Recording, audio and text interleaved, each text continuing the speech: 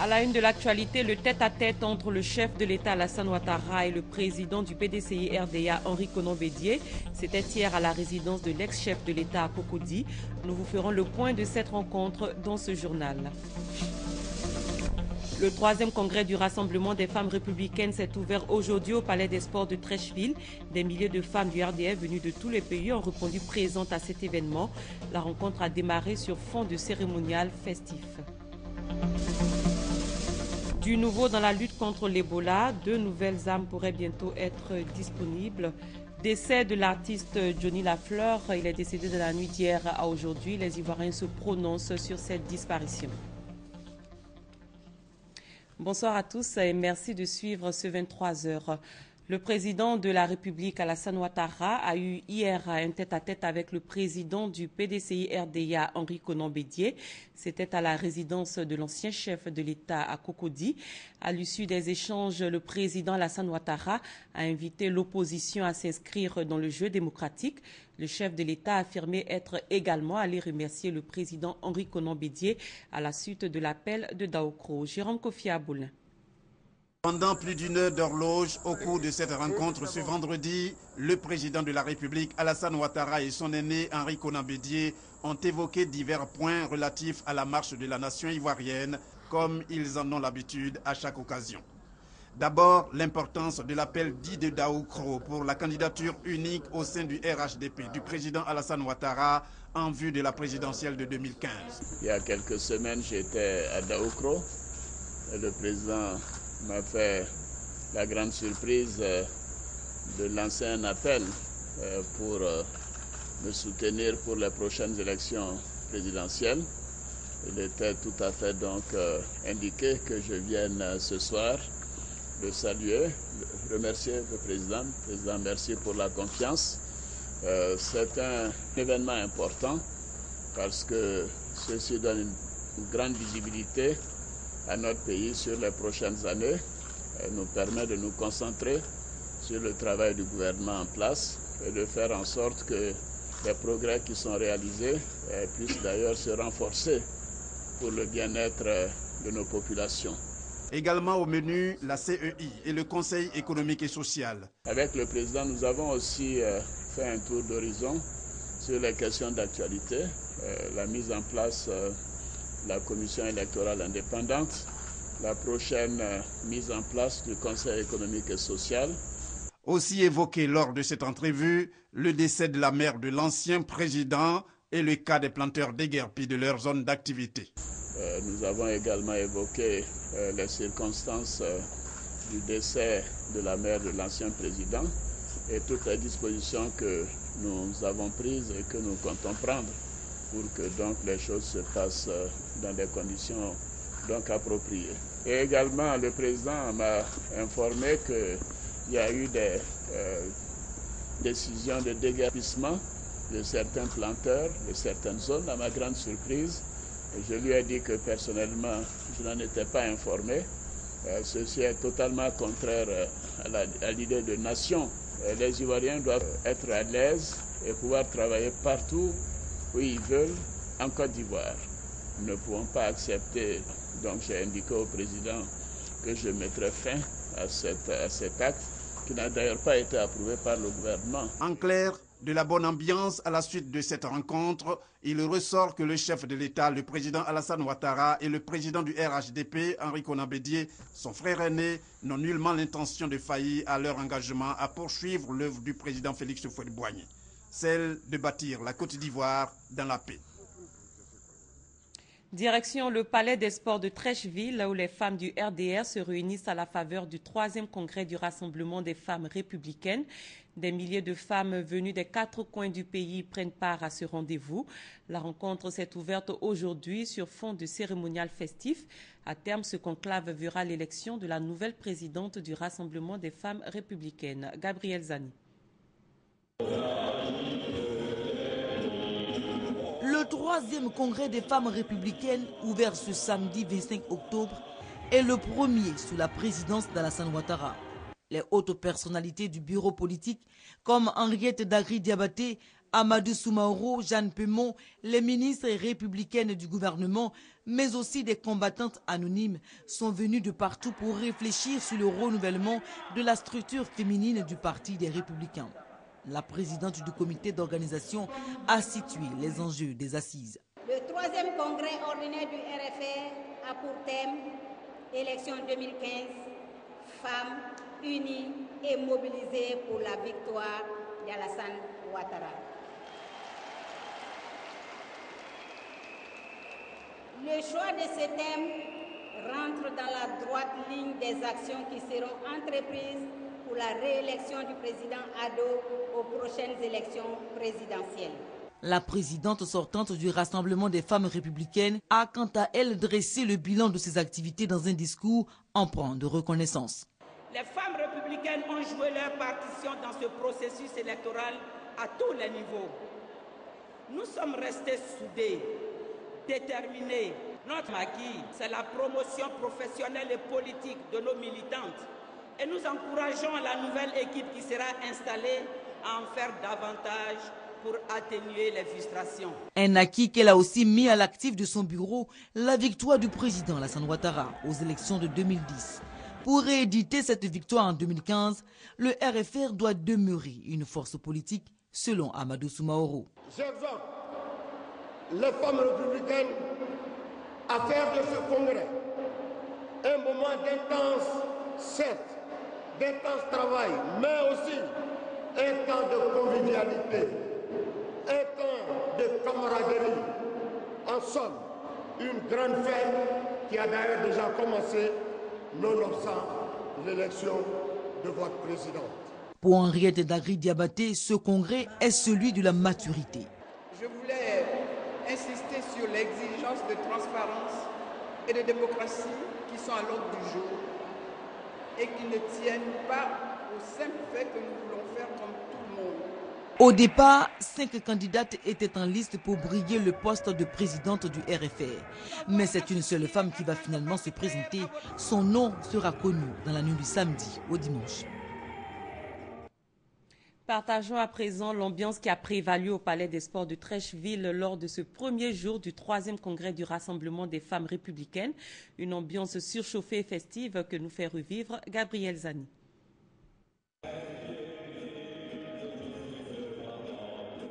Un hymne chanté à l'unisson, 1 minute de silence pour les héroïnes du parti tombées au combat, puis des danses.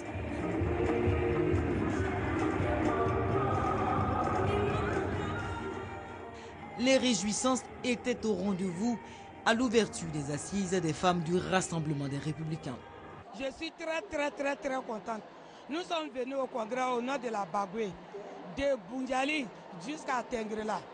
Nous, les femmes de Tengrela, RFR, nous sommes venus pour ça. Il n'y a pas d'adversité, nous sommes venus pour faire la fête. Nous ne sommes pas venus ici en concurrence pour soutenir un candidat ici, abandonner l'autre au détriment de l'autre. Nous reconnaissons en une seule et ça a été une fête. Ce sont des milliers de femmes venues faire la fête, mais elles sont aussi déterminées à atteindre l'objectif qu'elles se sont assignées. Mettre en place une organisation féminine solide pour assurer un autre mandat dès le premier tour des élections de 2015 au président Alassane Ouattara.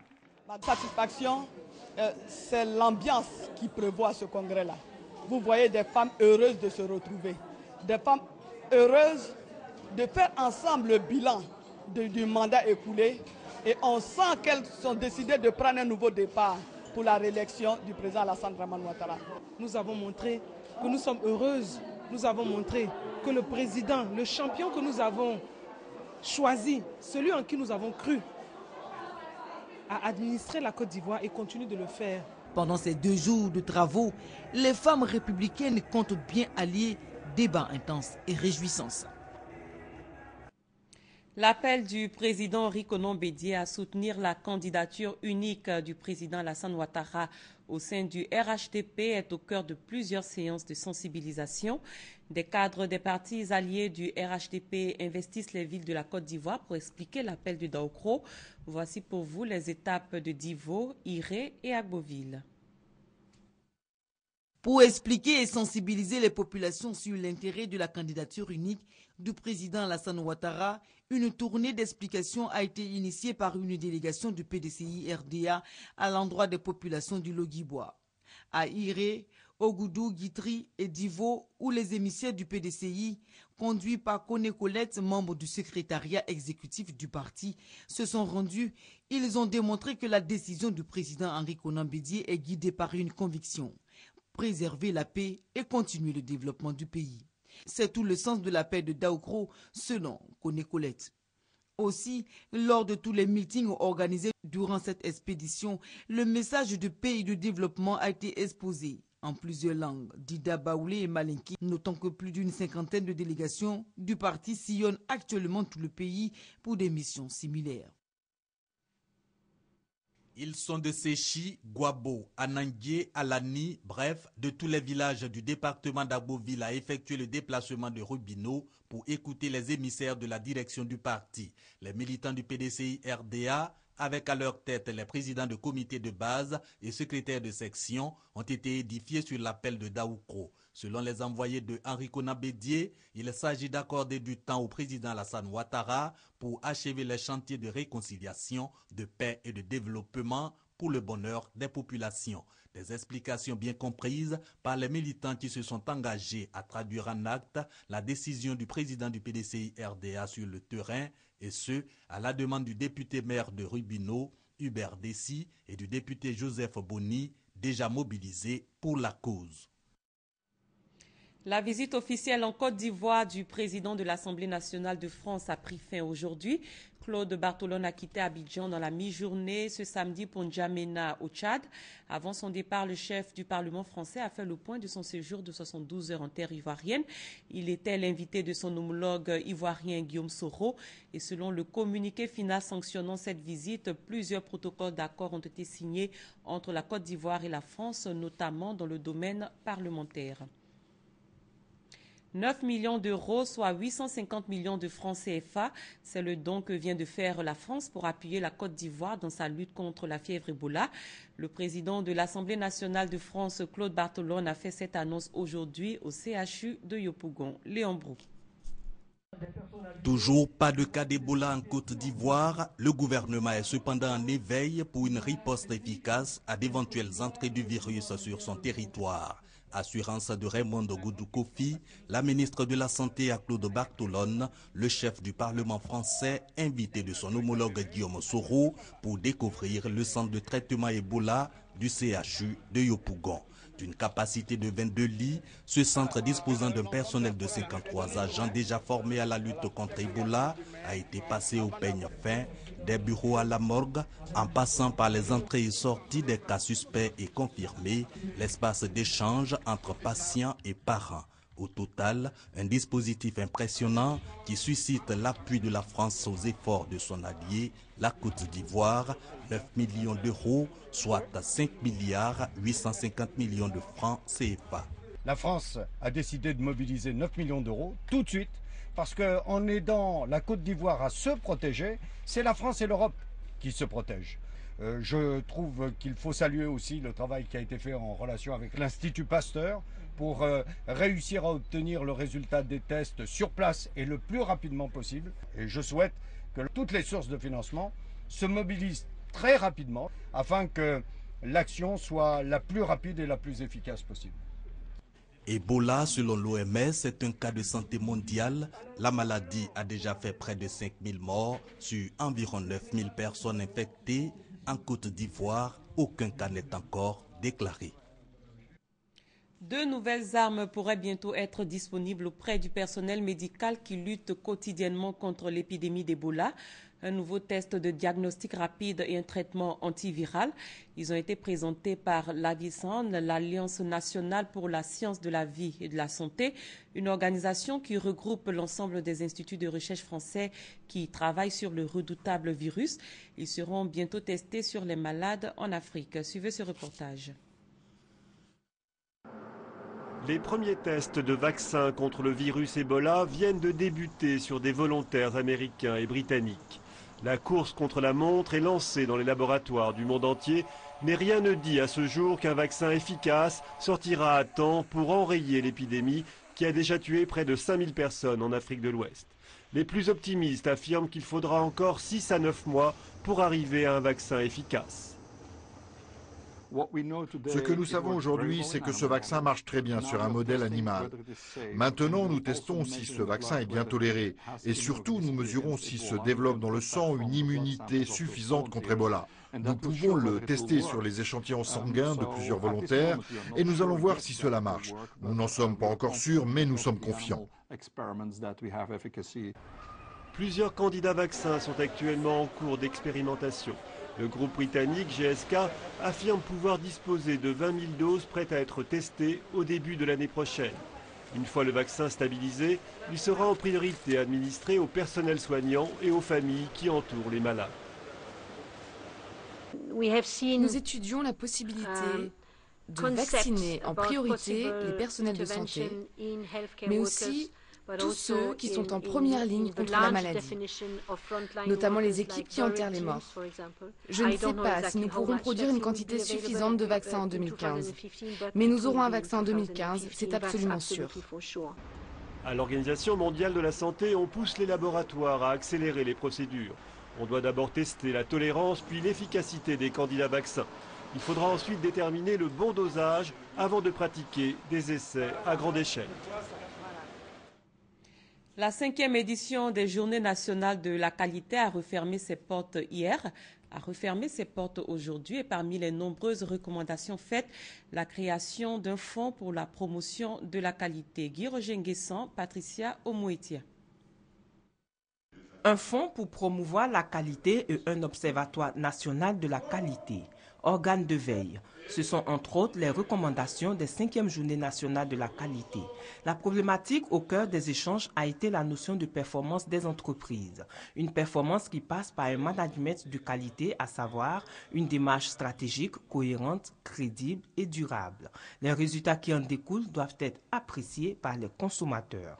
C'est la population qui consomme tout ce qui est produit par les entreprises, par les administrations. La population doit exiger la qualité, mais dans l'ordre. La population doit faire en sorte que les entreprises qui jouent avec la qualité, qui sont capricieuses du point de vue de la qualité, que cette population amène ces entreprises à mieux faire.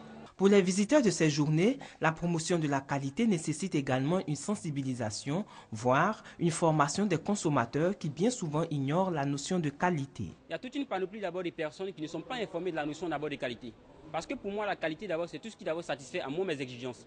Donc du coup, il faut faire la promotion d'abord de celui-là. Avec les journées de la qualité, l'Association des qualiticiens diplômés de Côte d'Ivoire veut relever un défi, celui d'inscrire l'ensemble des opérateurs économiques, de l'administration publique et des consommateurs dans une démarche qualité, gage du développement économique.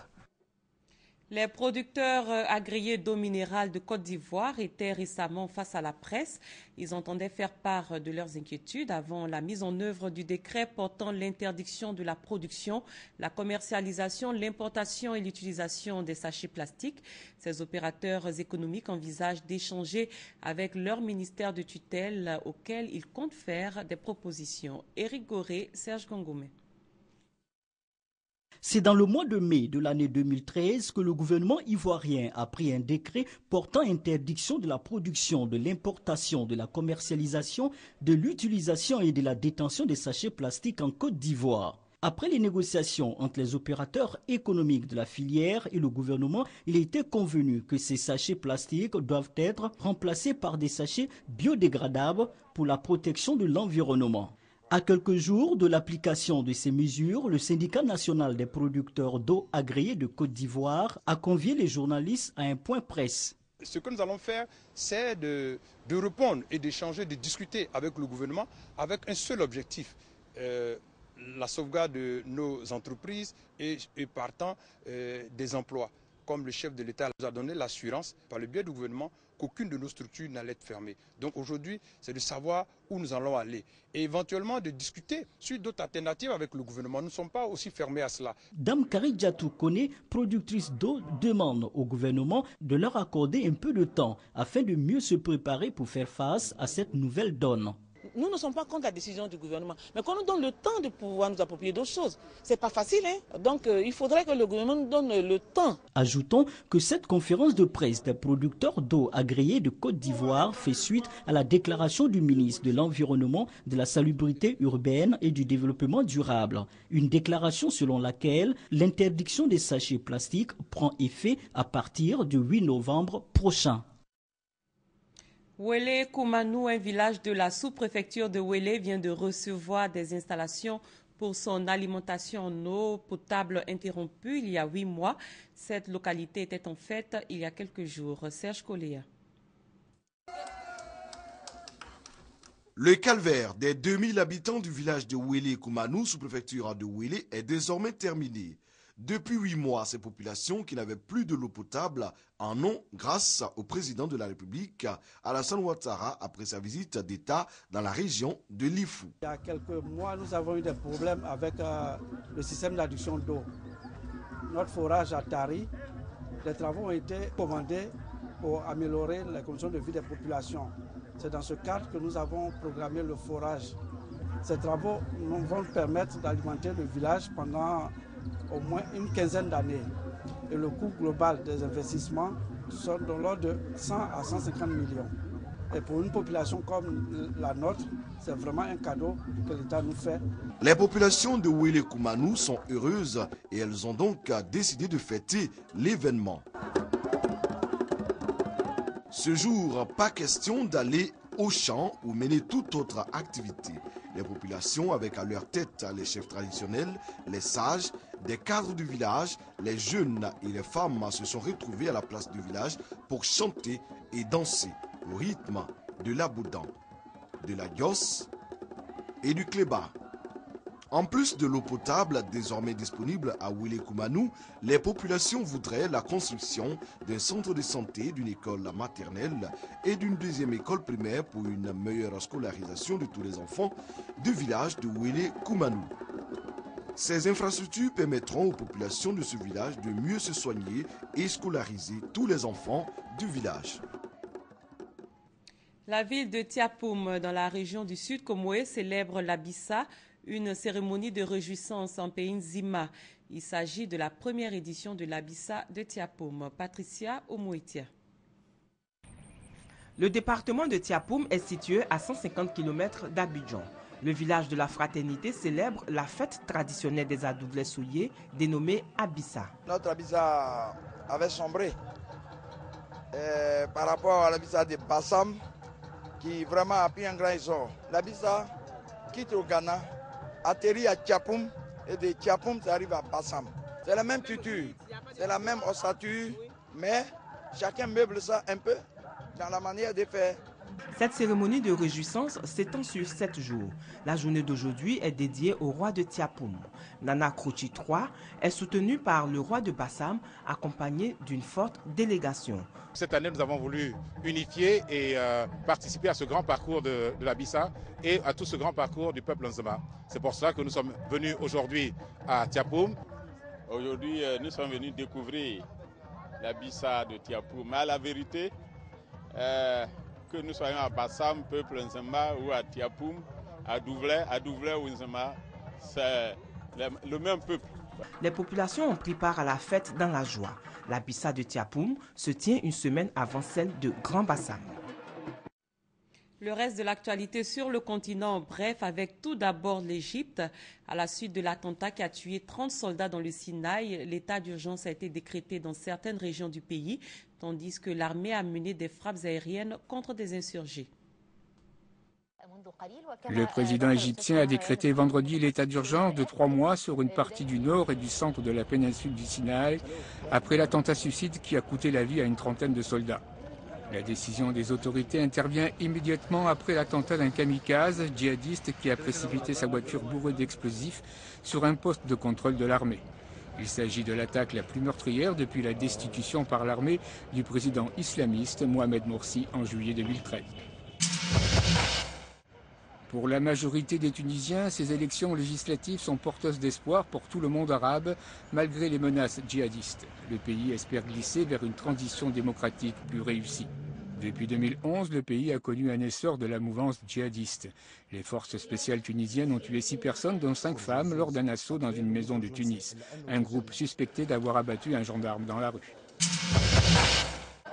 Le gouvernement rwandais a décidé de suspendre avec effet immédiat les programmes radio du service des Grands Lacs de la BBC, suite à la diffusion d'un reportage sur le génocide qui a suscité la désapprobation de la population. Il y a d'autres moyens envisageables, notamment les poursuites judiciaires contre la réalisatrice du documentaire, les poursuites judiciaires contre la BBC, ou même ceux qui sont intervenus dans le film. Je crois que c'est plus efficace que d'interdire la radio. L'athlète sud-africain champion du monde des 800 mètres en 2009, Mulodzi, est mort à 34 ans dans un accident de la route. Il avait remporté son premier succès en 1999 en s'adjugeant chez les juniors le titre africain sur 800 mètres. Médaillé d'argent aux Jeux Olympiques de Pékin, il effectua sa dernière sortie de compétition à l'étape new-yorkaise de la Ligue de Diamant en 2013. Et également une autre note triste dans ce journal, l'artiste musicien Johnny Lafleur est décédé dans la nuit d'hier à aujourd'hui des suites d'une longue maladie. Les Ivoiriens expriment leur douleur à la suite de cette disparition. Serge Collier. Alors, Diabostek, le grand batteur d'Ernesto Guégué. La nouvelle est tombée ce 25 octobre 2014. Johnny Dedi Lafleur, Nyoui, a tiré sa révérence au petit matin de ce samedi à Abidjan. L'artiste, après avoir lutté pendant plusieurs mois, a finalement été emporté par ce mal pernicieux contracté à la suite d'une série d'injections mal administrées. Affaibli, paralysé de la jambe droite, Nyoui avait bénéficié du soutien de plusieurs autorités pour l'aider à se remettre sur pied. L'élève d'Ernesto Guégué avait même bénéficié de la pension mensuelle accordée par le président de la République aux anciennes gloires du monde de la culture. L'icône du magazine culturel Top Visage a ensuite rechuté. Johnny s'est rendu à Divo pour des soins avant d'être hospitalisé dans une clinique abidjanaise de la place aux bons soins du chef de l'État. Malheureusement, son sort semblait déjà scellé. Jean Nyambroui, son nom à l'état civil, Nyoui, The Flower, The Garden, Sobaldé, l'artiste aux 1000 surnoms, quitte la terre des hommes avec son humour, sa joie de vivre et surtout son talent et son statut d'adepte du Ziglibiti.